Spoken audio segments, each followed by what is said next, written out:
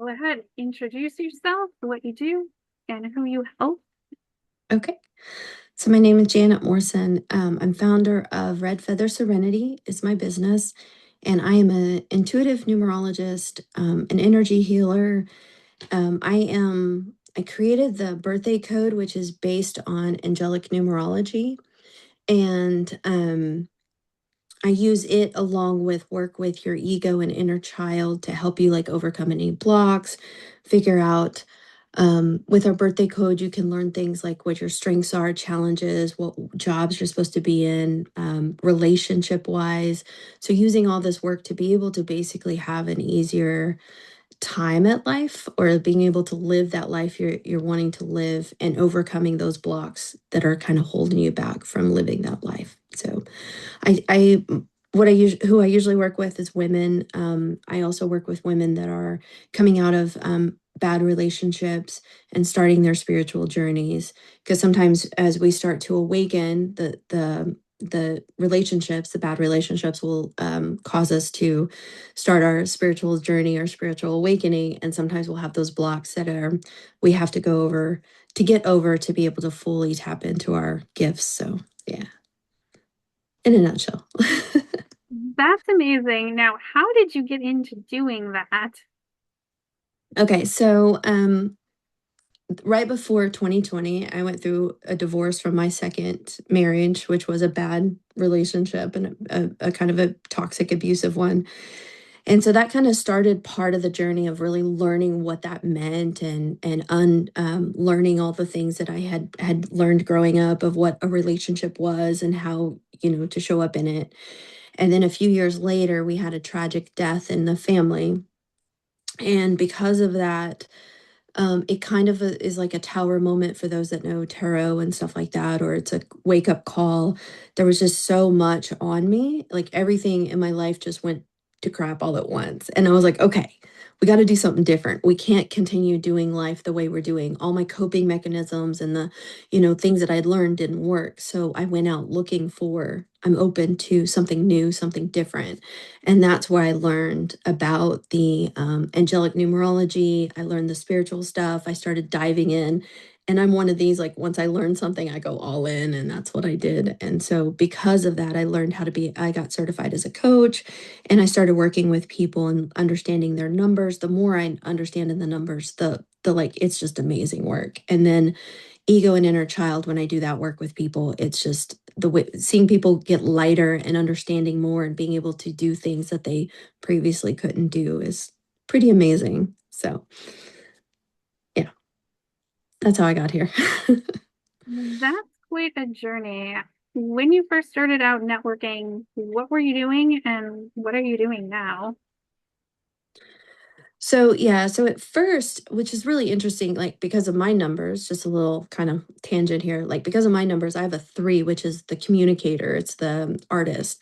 And before I would do nothing. Like I was too scared to be on Facebook or be on any of the things, right, to show my face or any of that stuff. I would not even talk if people were asking me questions. And so opening that up has really created me to be able to reach out and talk to people, or when people ask me questions and like, or be like, hey, want to be on a podcast? Or if I see I've done things where I would get an ad, see like I'm in these groups, networking groups and coaches and entrepreneurs and all that. So I've been reaching out, learning from others that are doing what I want to do. And then because of that, I get invited onto podcasts. This is like my third one in this month to be on to talk about this stuff. So it's kind of neat when you kind of open yourself up to like, okay, I'm going to be open to these opportunities and I'm going to talk to people. The more these opportunities come up, it's just kind of really crazy. So I love putting myself in those rooms with other women that are doing amazing things. So yeah, think that Yeah, answers your question. it does. And I've actually been on a similar journey. And after my ex left, I'm like, okay, I need to grow my audience. I need to network. I need to meet people outside of my circles, outside of my family, outside of the groups Mhm. that I was spending time in. I need a different perspective. Right. And Yep.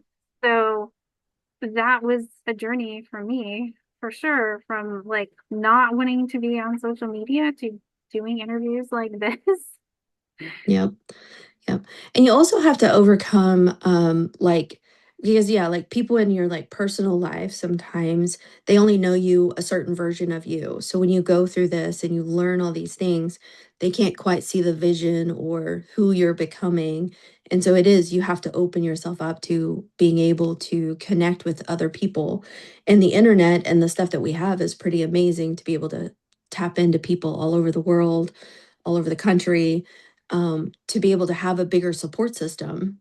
Because if it, because you have to like, I know for me, I had to start overcoming that, caring about what the people in my life think about me, because they can't see my vision. So they would try to like dim it. And I'm like, nope, I'm going to do it anyway. And so being around, like women like yourself and having a support system, it really opens that up. Like, I can do this. And so, you know, yeah, it's pretty cool. And that totally makes sense. What would you say are some of the best ways to get the most out of networking events, groups, all of the different things that you do? That's a good question. So I think in like networking, one is being all in, like going in with the intention of being fully present, being open to connect with people, um, being open to be vulnerable. Like that's a big one. A lot of people want to be shielded and they're afraid of being vulnerable, but I found like the more vulnerable I am and open and being able to tell my story or talk or connect or listen to people, the more you connect. If you're like, okay, you can't just show up to show up. It's like you don't get like the participation, right? You could get pick up some stuff by participating, but it's or just being there, right? But it's actually being more present and trying to connect with others, I think would be my answer. Yeah, and I guess that's a good point because one of the mistakes I made early on was going to networking events, but I didn't understand the importance of follow-up and booking coffee chats afterwards and connecting with Mhm. people on the social media and really doing all of those afterward things. Like, yes, depending on the event, you might get value just from being in the room. But moving some of those conversations and relationships forward is where the Mhm. real benefit is because that's how you show up on an interview like this one because you're having that conversation after the networking event. Um, Yeah. and one of the things people have asked me is like, oh, like your guests are showing up for their interviews. It's like, yeah, because they already showed up for a coffee chat. So I know they're probably going to show up for the interview. And if they don't, they have a good reason because I already know that they're the type of people who are showing up and that they want to be on an interview. Um, so yeah, a lot of stuff happens afterwards. Um, like some of the coffee chats I've been on, people find out about networking events, Right. Yeah. either my events or I find out about somebody else's events that they or somebody they know is hosting. So it gives me different resources and things. Mhm. Um, and then sometimes maybe the coffee chat doesn't go the way that I was hoping, but I learn, okay, maybe that person isn't my ideal client, or maybe my messaging isn't calling in the person that I want. So I can look at that too. So even when it's not like this amazing connection, I can still look at that and ask Yeah. myself, okay, like where do I want to be spending my time? So like it's always a win. Oh, yeah. Yeah. Because it's all information and we learn from that information, whether it turns out great or not. Sometimes we put a lot of it's got to be great, it's got to turn out great. And then if it doesn't, we get disappointed. But if we go into it going, I'm just going to learn something, I'm going to see what the information is. Are we aligned? Does our energy matches? If not, that's cool. Right. So, like, I really think, like, yeah, going into it like that is good. And then also, like, I know for me, sometimes the follow up, like, how you talk about the follow up and stuff, sometimes it'll be like, because I'm an introvert doing extroverted things. So sometimes, like, doing a networking event and being around a lot of people can be a lot and it can be overwhelming. So I definitely make sure that I do what I need to take care of myself, so then I can show up in the coffee chats and the, the talking to them afterwards and stuff like that. So I think that's something, because there's probably others that are in the same spot, like, oh, but I'm an introvert. And it's like, you can still do it. You just have to take care of yourself as you're doing it so you can show up. Yeah. Yeah, absolutely. And that was actually the question I was going to ask you, but you already answered it, so I don't need to ask it again. Okay. So, getting comfortable being uncomfortable is part of the entrepreneur skill set. What helped you get past things when things felt uncomfortable? Like, what did you do? So there is like different there's different techniques and different things you can do, and you really have to figure out what works for you. So for me, a lot of things like even like before this, I went outside and I sat and I grounded and had the sun on my face, and just took a few moments to kind of, breathe and be in the moment. Sometimes, like for me, I've done a lot of work with the ego. So I have conversations with my ego and allow my ego, hey, ego, this is going to be uncomfortable. It's going to be scary, but we're going to be okay. And so reassuring myself and having that relationship with myself has been a huge thing to help me overcome some of the things that I've, before, my ego would have been too scared and been like, nope, we're going to cancel. We're not doing this.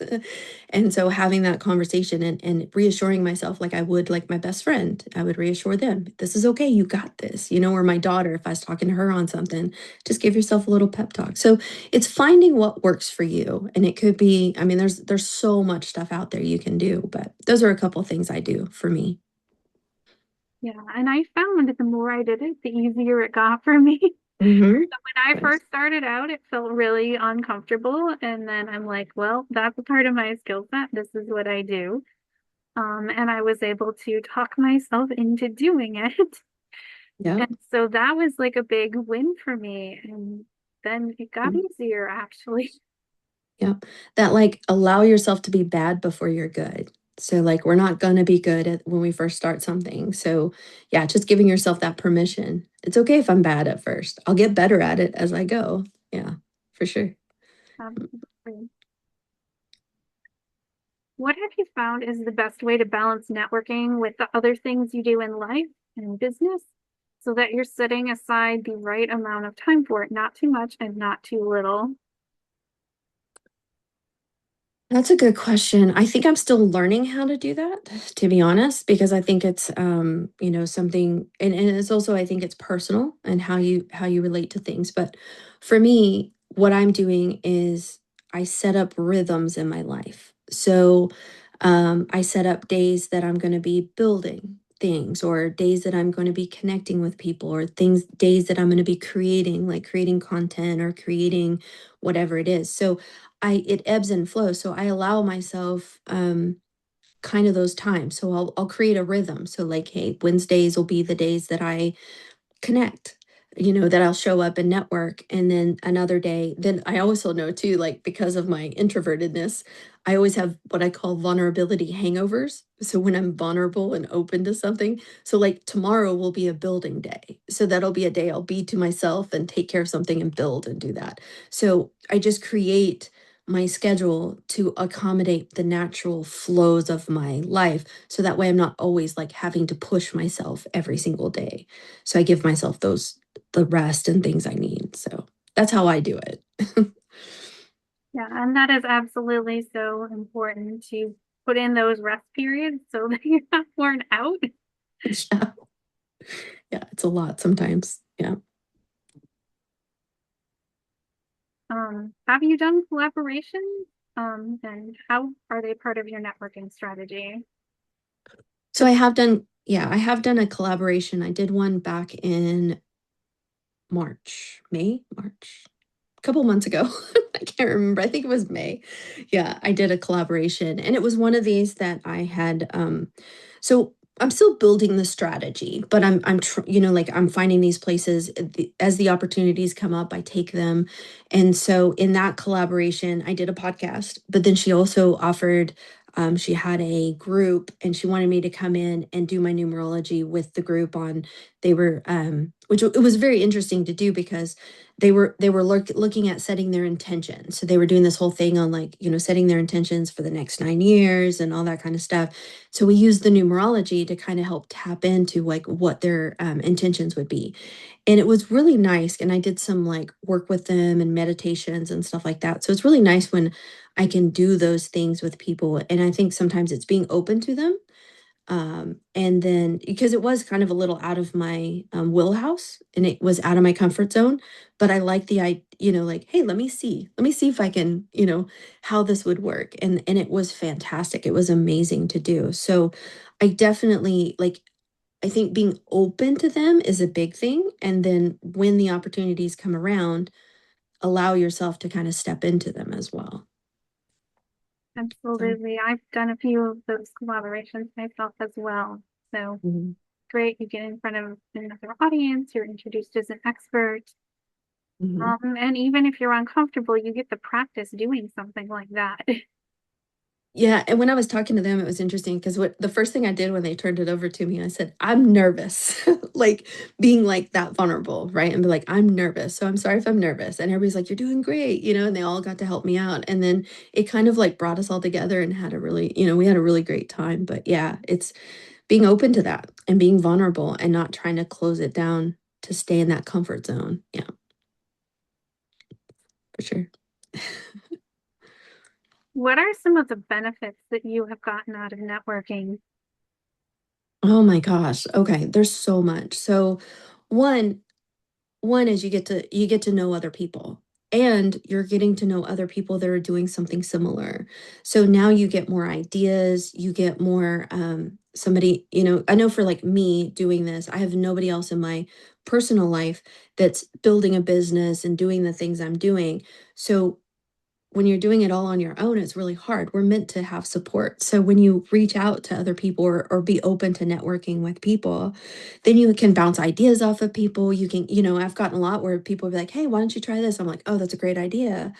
And then sometimes we get to exchange what I do versus what they do, and then we help each other out in different ways that way. So there's just like it's endless basically of the positive stuff you can get from networking with people. And like you said too, even if you're networking with somebody and you don't quite resonate, now you've got more information to be like, okay, that wasn't, I don't have to help. I'm not here to help everybody. Here to help the people that I resonate with or that need me.